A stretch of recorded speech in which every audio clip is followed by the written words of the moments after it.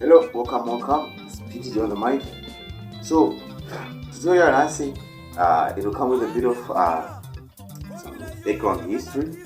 So, in 2015, that was my first attempt mobilizer band everyone hapana iridza hapana imba hapana kwakutozwa ingoma yangu zvifaraka ngatichiti. So yeah, fast forward takagadzira song yanzi zvipo zvamakatipa baba tasingotera kuzi akaingonakire kuti amwari kuti nai kungoshungurira gitari tasinganyatsowa nesong yedera. So takagadzira song yanzi zvipo zvedu.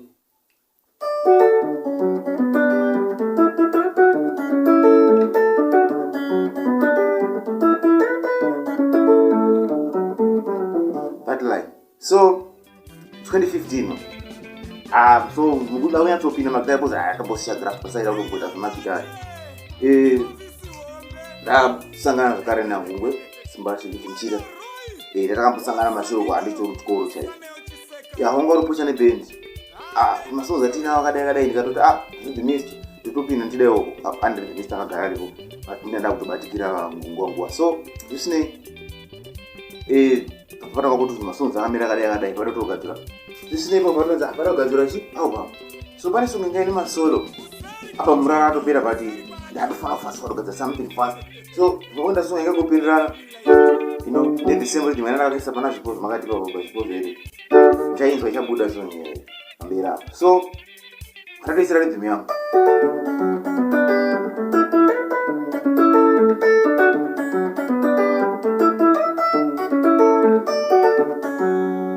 right.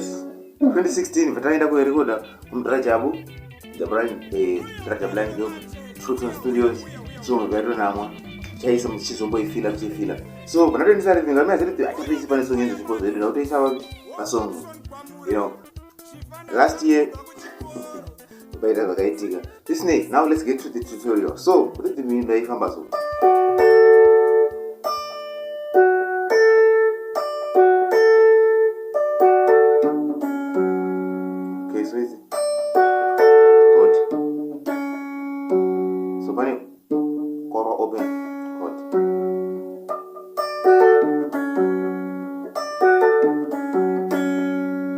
party. So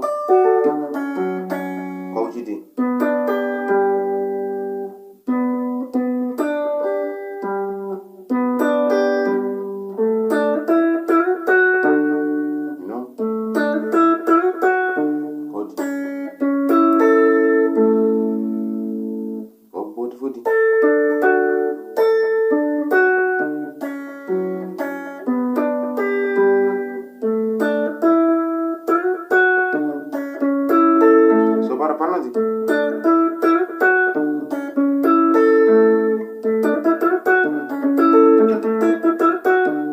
Right, so what to pull up nojiti?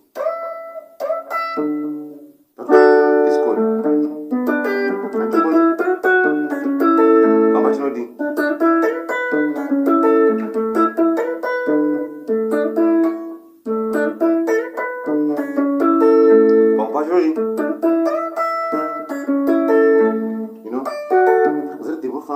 Tendera.